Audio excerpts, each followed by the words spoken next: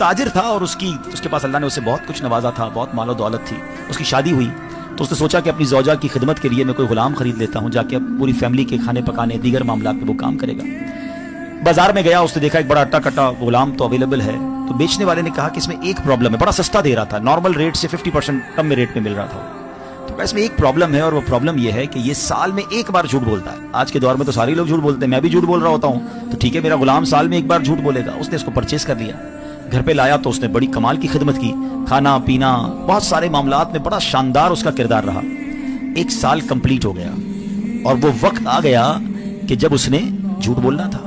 تو اس نے جا کر اسی جو مالکن تھی اس کو جا کر کہا کہ آپ کو معلوم ہے کہ آپ کا شوہر جو ہے وہ آپ کو چھوڑنے والا ہے اور دوسری شادی کرنے والا ہے، کسی اور کے چکر میں، اور آپ کا گھر تو ٹوٹنے والا ہے. وہ عورت ہوتی ہے، بغیر کنفرمیشن کے وہ مان گئی کہ اچھا ایسی بات ہے.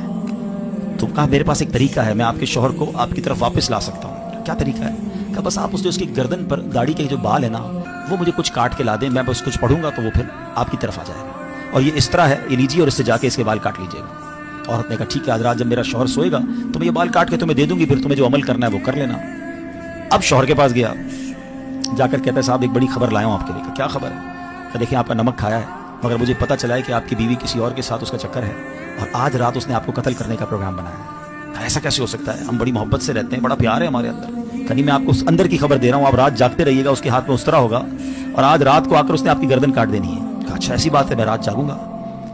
دونوں طرف جھوٹ، دونوں طرف پلاننگ. اور ایسا ہی ہوا کہ رات کو وہ بیوی بیچاری اس طرح لے کر اس لیے گئی کہ اس کی گردن سے کچھ بال اتارنے ہیں.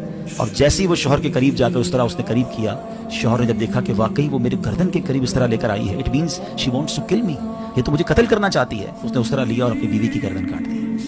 بیوی دنیا سے چلی گئی، شوہر جیل میں چلا گیا.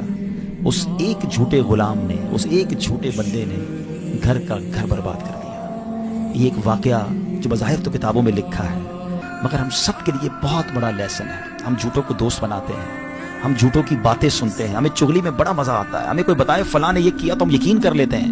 ہمیں کوئی کمپلین آ کر کرے تو ہم فوراً کہتے ہیں اچھا اور بتاؤ، میں بھی نہیں چھوڑوں گا، اس نے میرے بارے میں ایسی بات کی ہے.